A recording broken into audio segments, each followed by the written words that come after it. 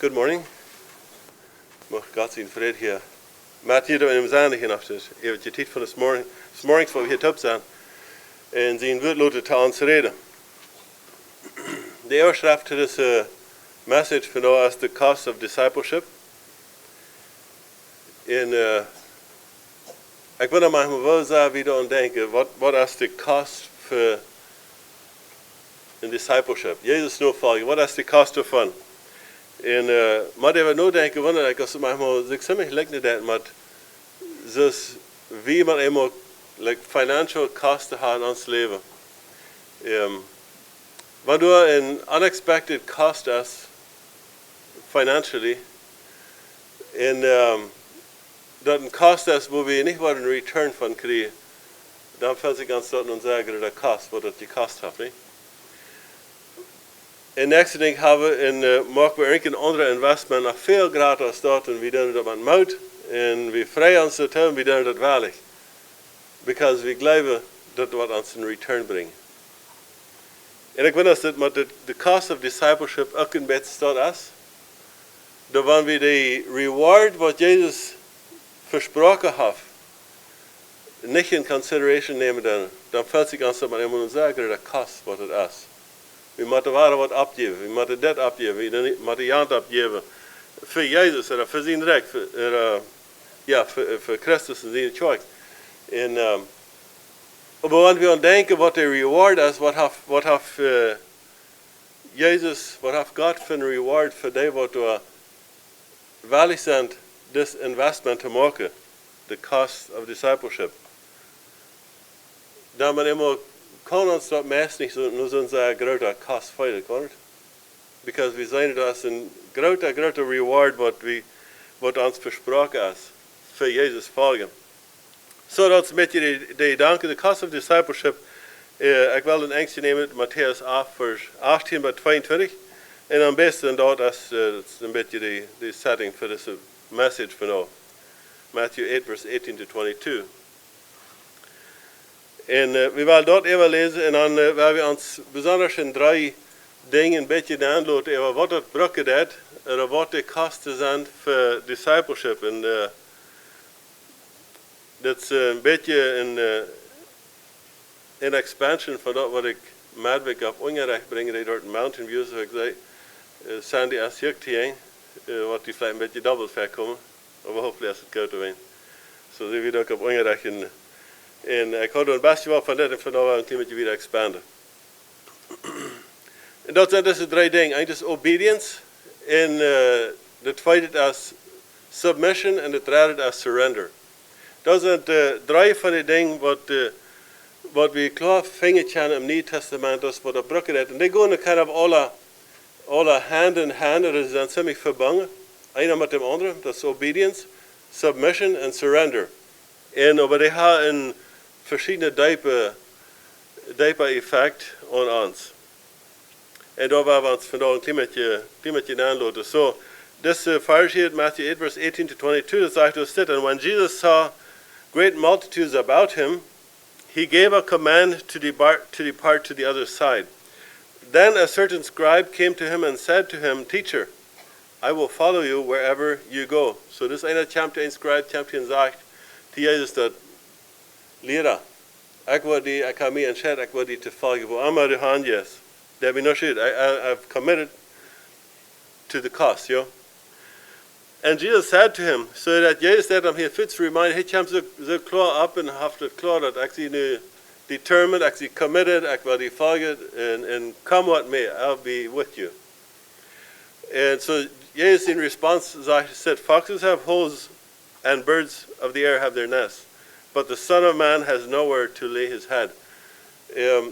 Daarom denken, zegt Jezus, dat de tieren er steht, wo sie kunnen nachblijven, de vijl er naast, wo sie kunnen buiten, maar wanneer du mij nu volgt, was, en die zeggen best, dan denkt aan, dat de Son of Man, Jezus, heeft niet een steed, wo hij resten kan.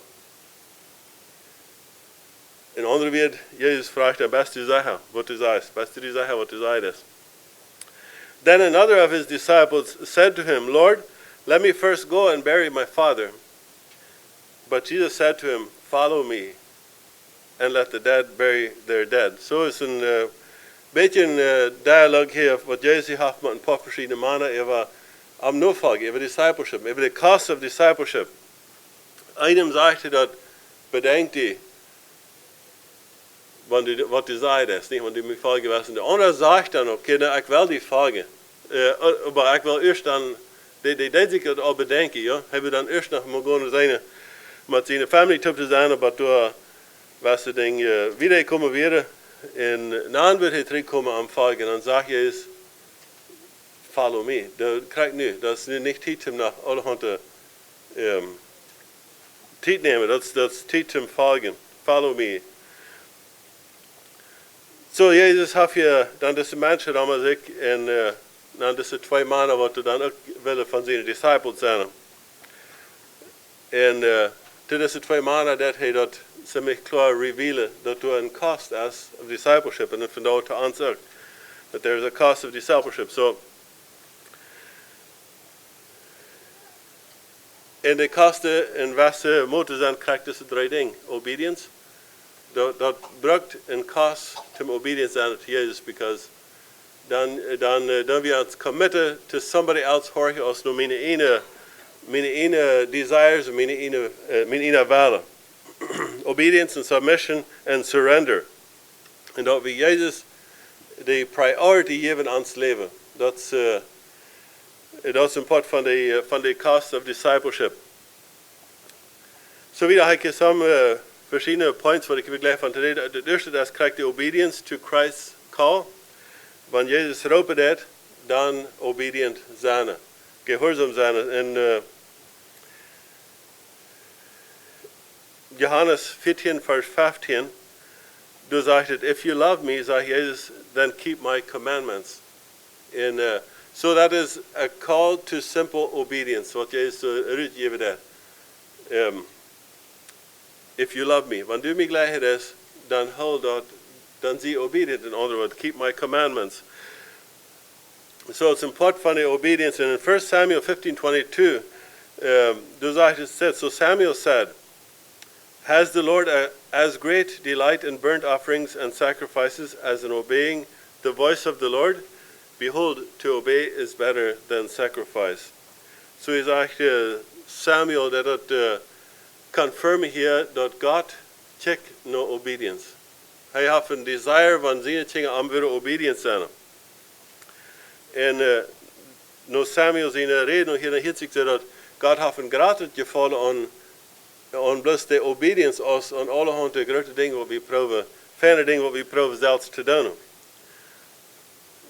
Maar de simpele obedience, dat is wat God gevallen heeft.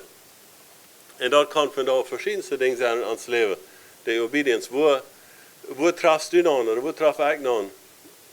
Aan verschillende dingen, wanneer we aan denken aan de obedience to God's commandments, or Jezus' commandments, but he says, if you love me, keep my commandments. And we have going to teach him all the commandments, the 100 commandments, ever going what Jesus gift have im Neuen Testament, aber das sind sehr viel. Und dann sagt er, wenn du mich leist, dann halt die. So some von the commandments, what Jesus gift have, that's forgiving, vergeben, deine, leven, encourage, wat immer das alle kann sein. So, obedience to God's word, dat kan krijgt deze einfache, ik zei einfache dingen, sommige van de dingen zijn ook niet zo einfach. Vergeven kan het manchmal schwierig laten, niet? Maar het is een van de commandments wat we willen simple obedience wijzen today. En zo willen we dan veel meer zijn. Lucas 4 vers 11, daar redt een beetje van Peter en waar Jezus am doorroepen dat te hem volgen en dan zegt hij du bloß dat wat de vers niet krijg even lezen een beetje over dat Petrus die nacht door verleidt en hij volgt Jezus ja de leidt door krijg alle liggen en door weer bloß prompt obedience to what Jezus in command ja hij had zijn nachts en whatever hij doorbrukt hem vast en Jezus komt er voorbij en roept hem en hij liet de krijg door liggen en ik lees dat jij dan terugmaken, niet zo? Maar eenmaal Jezus roept dan maar eenmaal kwam feiten dat oké, maar ik nu wel obedient zijn, dan wil ik deze ding wat ik krijg nu daar, wil ik dan dus toch laten. En dan wil ik dat dan moeten ik voel dat Jezus meer open deed. Zo, in andere woorden, we ons kunnen zelfs vragen, niet? Wat zijn die naats wat ik vandaag beslingen laat? Omdat ik Jezus volgen. En dat zijn de cost of discipleship, ja. Ik geloof, voor Peter wird het zacherlijk een kost. Dat wird zijn weg van leven maken, dat met de fascerie delen. En hij dat met eenmaal plus, Jezus kwam voorbij en hij laat het plus krijgt door liggen. It was the cost of discipleship. En ik geloof, zijn nazi stad hebben we zijn vielleicht niet alle groot krijgt, literally fascia. Maar zijn nazi stad hebben we alle met te handelen, ja. En met eenmaal zegt Jezus, laat het plus liggen, dat naad. We zijn die naad, we kunnen een conversation over hier, wat we dat willen.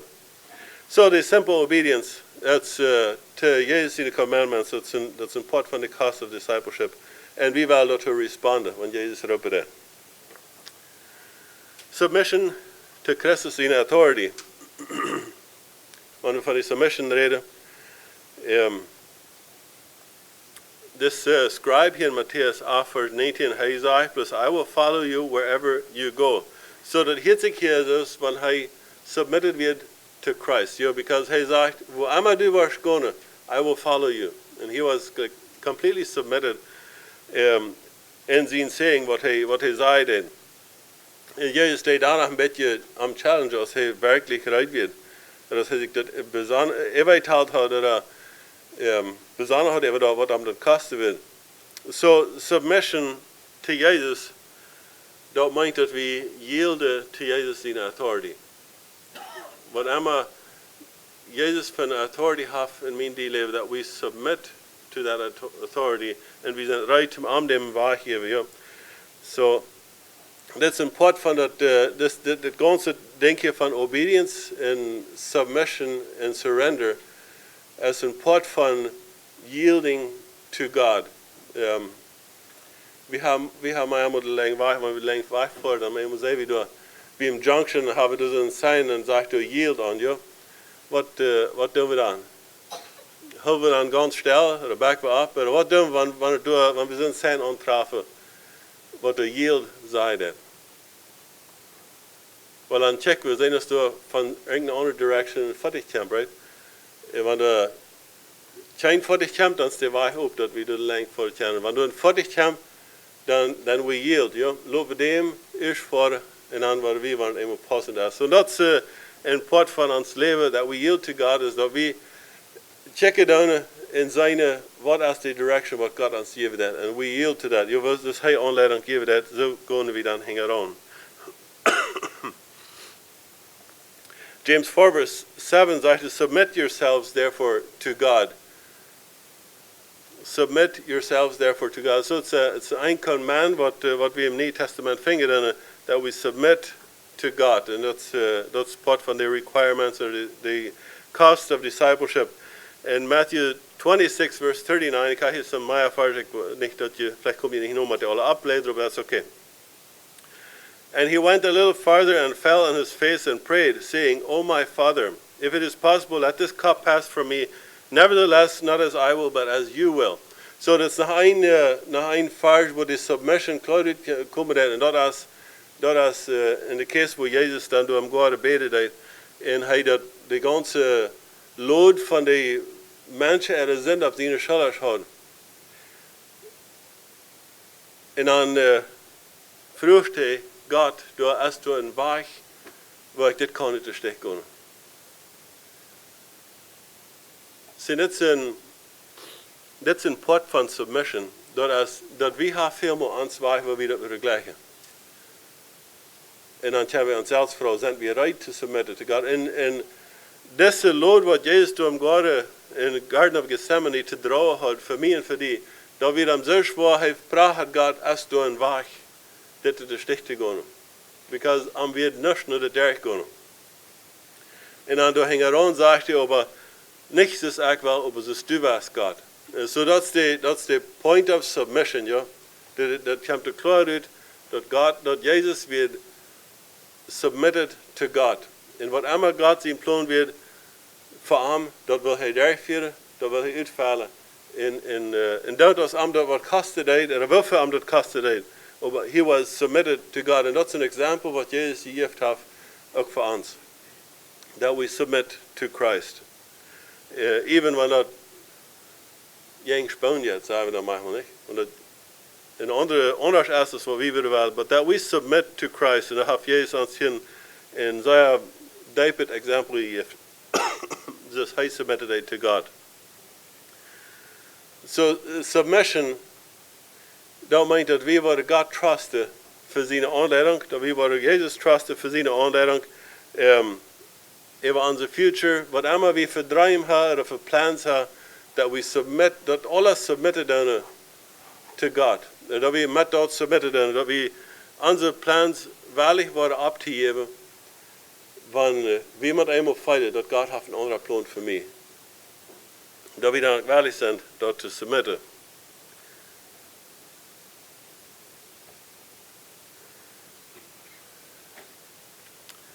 De submission, dat deed ons willen, maar eenmaal met God zijn willen aflijnen. Zie, er zijn helemaal twee willen, waar we met te doen hebben. Eén is dat wat God wil van ons, en dat wat we zelf willen. En dat wat we zelf willen, dat is veel meer by nature, als dat anders als wat God wil. En deze twee dingen, deze twee willen, God zijn willen en mijn willen, die velen op te lijnen. En dat passiert met dem dat we submitten doen. Daarmee eenmaal dan wil ik dat wat God wil. En dan alleen mijn willen met God zijn willen. So, ook een part van de cost of discipleship, that we submit and that we align our will with God's will. Surrender. Surrender, en dat is nog een diepere stap van deze yielding to God, dat we gans yielden to God, dat we to God kunnen zeggen dat ik zie hier, ik zie right voor die, wat immer du was. Jezus zei to them scribe that the Son of Man has nowhere to lay his head. Jezus heeft nog niet een stad waar hij zijn kop handleggen kan. En wanneer hij volgen wil, dan wordt het mijn complete surrender, ja. Dat ik geef alles op. Ik geef alles op. Ik geef mijn innerwaarden alles op voor dat. Complete surrender. Matthew 6, verse 19 and 20 says, do not lay up for yourselves treasures on earth, but lay up for yourselves treasures in heaven. So hier dat hij een ganz belangrijk van ons in. En dat wat immer we doen, dat zal treasures im Himmel sammeln, nicht hier für uns selbst hier bei ihr. Hebrews 11 verse 8 sagte, by faith Abraham obeyed when he was called to go out to the place which he would receive as an inheritance. And he went out not knowing where he was going. Hier zei we dat Abraham, in Hebrews 11 redet van das Abraham, God roept hem en hij ging. Hij werd obedient, hij werd submitted, and he was surrendered to God. Hij wist niet van waar het would gaan, hoe hij would openden. But he was, nevertheless, he was obedient to God. And he was committed to God. En ik geloof dat this scribe hier in Matthew 8, they have ook aan dat gedacht, probably dat. Ik wil die volgen. Ik krijg niet, maar ik vandaag niet weet, but I'll take up the cost of discipleship. That's what Abraham deed. Hij ging en hij liet God aanleiden. So, wanneer we denken aan surrendering, dat kan een beetje wanneer we onze hang opheffen, we zeggen, God, nu heeft alles wat ik wil, alles wat mijn is, dat heeft op, en ik wil blij dat wat u was. Dat surrender. En ik leef door in dem, op die staat, dat is waar God man immer werkelijk kan in die leven aankomen en hij kan dat maken van die wat am jankert. Dat is wanneer een persoon zijn kind ganz surrendered is, ja. Als het, wat immer het is. Dan kan God iemand immer aanleiding geven te hem serven. Dan kan God iemand immer aanleiding geven te hem, was du waarlijk te hem een comfortable lifestyle vielleicht opgeven voor irgendwas wat. En dan willen we nog kennen, veel dingen wat we willen nog kennen metkomen. Maar dat brengt eenmaal dat een mens surrendert is to God. Dat is wat God kan ontvangen te schaffen. Wanneer ik aan denken aan de obedience en de submission en de surrender. De obedience is een ding, we kennen obedience aan, want laten we hebben een family situation thuis irgendwo. En we vrouwen onze kinderen naar obedience aan.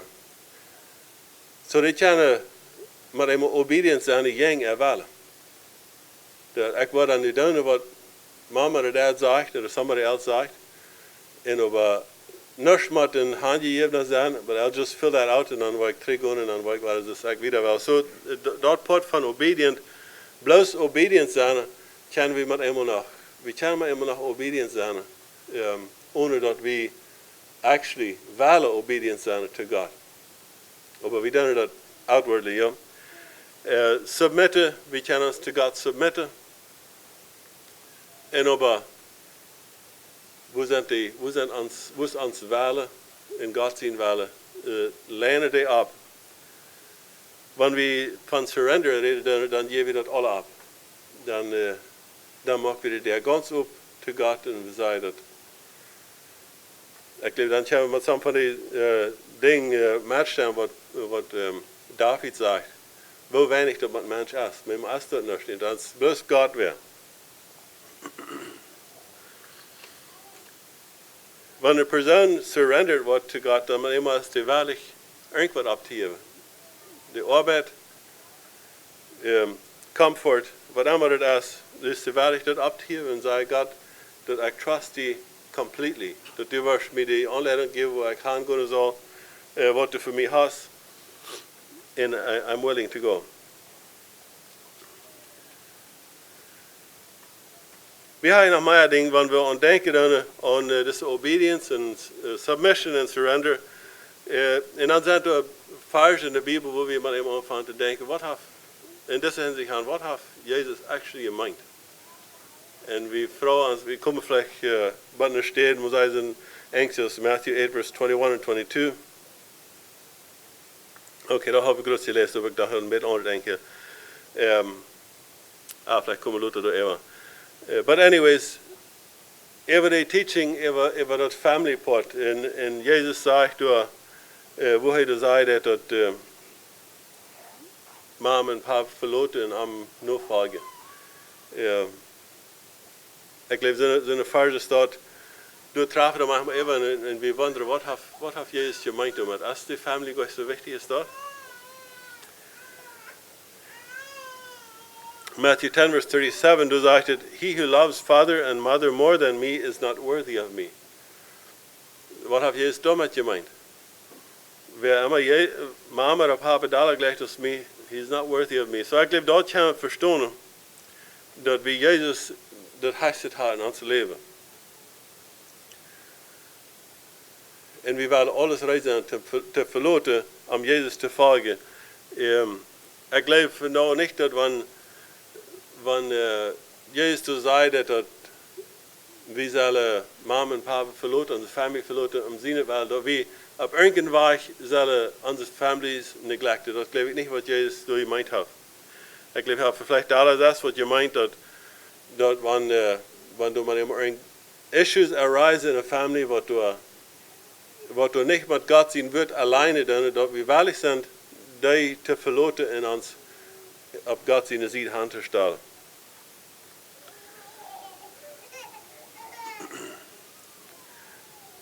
Levi, der Text Collector da in Lukas 4, Vers 28, Jesus ging da vorbei und er raubt ihm und er wird wahrlich mitkommen. He verleiht dort, was er da hat, und he was ready to follow Jesus. Und ich glaube, das was ein surrendered Leben bewiesen hat. Wir sind recht im Folgen, wir sind recht im Fitz Obedience wesen. We're submitted to God and surrendered to His will.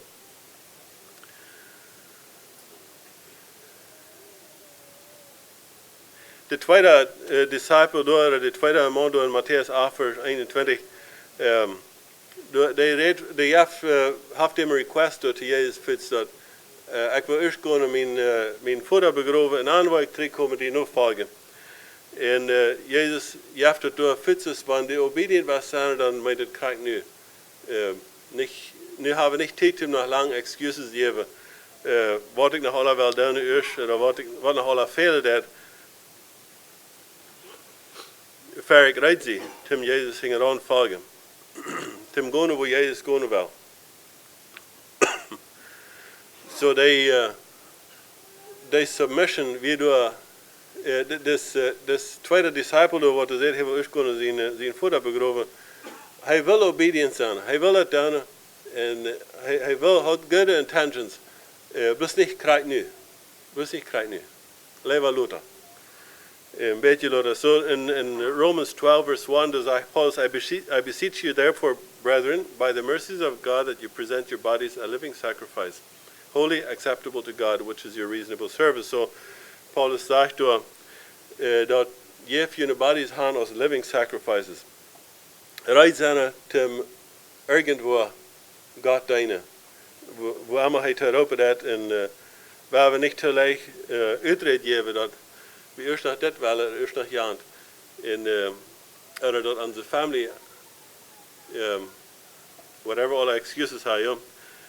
Maar laat me bijvoorbeeld klaar maken, ik geloof niet dat Jezus hier zei dat irgendwer zal zijn familie neglecten. Plus die weinig achten en dan aanhängen aanvolgen. Maar ik geloof, hij heeft een weg om am dein op een weg of de andere weg.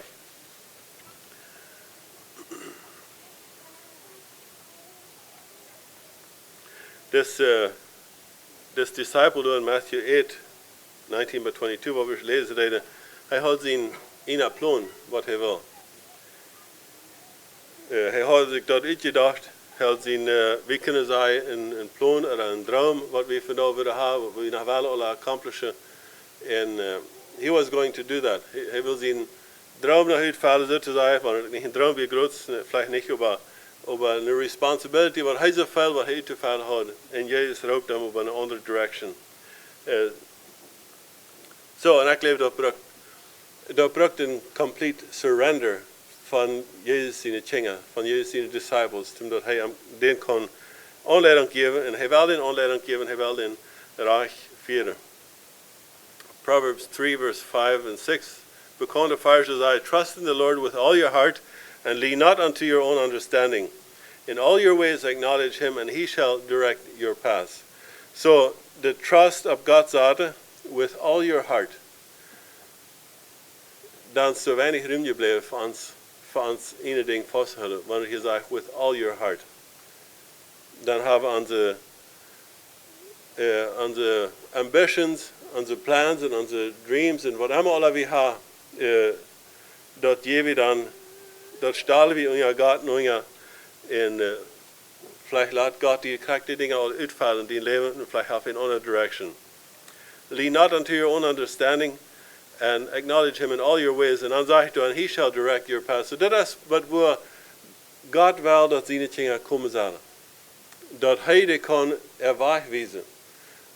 Zie, ik geloof veel meer van ons, wie als zijn dingen, we hebben een waarheid geplant, en we gelijken dat we kunnen frap checken en zeggen, wat is de weg van ons? We gelijken frap te checken, frap te plannen en zeggen, hoe je het gaan. En hier deze versje in Proverbs 3 verse 6, so zegt het, door hield zich dat zo, dat wanneer we ons hart submitten, surrender to God, dan wil hij ons den weg opmaken. En hij wil ons doorleiden. Luke 9:23 zegt, then he said unto them all, if anyone desires to come after me, let him deny himself and take up the cross daily and follow me. So hier dat Jezus dat zei that there is a cost to discipleship. There is a cost. Taking up the cross, denying oneself daily. So that's een ding waar Jezus ons terug deed. What ons calling us. That we deny ourselves and that we take up the cross daily. So is een prijs wat we te tollen hebben en op het leven, zoals ik eerst am Anfang zei, wanneer we voorop checken en we zijn, wat heeft God of een reward voor discipleship? Voor een disciple zijn. Dat man eenmaal kan ons de kost, darf ons de kost niet zo groot vielen. Paulus, hij weet een van die wat door een zeer grote ambition had. Hij had lots of grote plans wat hij durchvieren wil. En hij schaft geweldig zo. Met zijn plans durchvieren. Dus ik dat verstoor. Had hij at that point so hij dacht dat weer het reichte, dat weer wat God van hem wil. Because he was brought up and he was taught that way.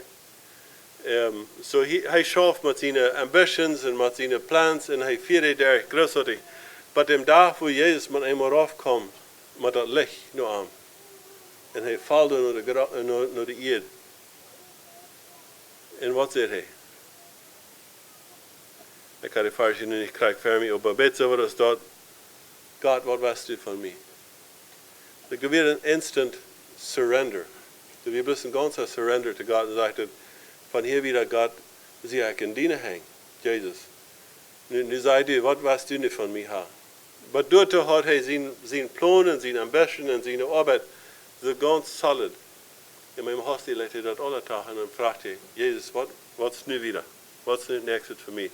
So, and built up, wo ein Surrender to God man einmal loten kann. Maar eenmaal dan neemt een mens in een andere direction als hij dat doet te hebben. Zo, ik geloof dat is waar God vandaan in je vallen, dat is waar hij te ons helpen, dat we surrender, dat we obey, dat we submit and surrender to his will. So the obedience to Christ, dat is waar de journey ontvangen dat. En de submission to zijn authority, dat is waar onze wel is, ons wel en God zijn wel, maar eenmaal alleen doen, dat we wel dat zelf zitten. En surrendering to God, dat is dat we met God ganz anvertrouwen. Hij wordt providen, hij wordt de waarheid maken, hij wordt ons leiden zoals hij wil. And we're ready to follow. Laten we bidden. Grote God, helemaal we komen verder. We danken je dat u zegnet is, dat u de salvation has opgemaakt. Dat we kunnen naar die komen, dat we kunnen gemeenschap hebben met die.